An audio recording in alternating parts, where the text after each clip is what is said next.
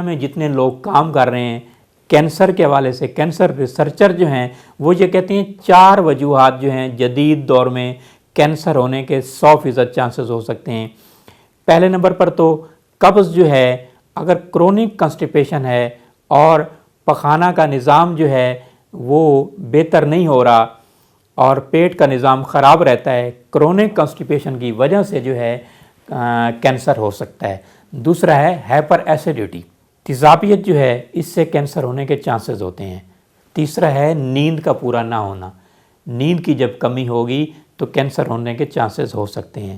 چوتھا ہے chronic stress, chronic stress سے بھی کینسر ہونے کے چانسز ہو سکتے ہیں۔ انفلیمیٹری فوڈ جو ہیں تمام اقسام کے، ان سے آپ بچیے، یہ بھی کینسر کی وجوہات ہو سکتی ہیں۔ ایلوپیتھک ادویات جو ہیں، اسٹیرائڈ میڈیسن، ان سے آپ بچیے، اور جو موٹاپا کم کرنے کی اسٹیرائڈ میڈیسن لیتے ہیں یہ بھی کینسر کی وجہ ہو سکتی ہے، اور موٹاپا بھی آپ کی کینسر کی وجہ ہو سکتی ہے۔ اور آپ کو اہم بات بتاؤں، اگر آپ گوگل پر جائیں تو SV40 ملائیں تو طبی ماہرین کا کہنا ہے کہ اس سے بھی کینسر ہونے کے چانسز ہو سکتے ہیں۔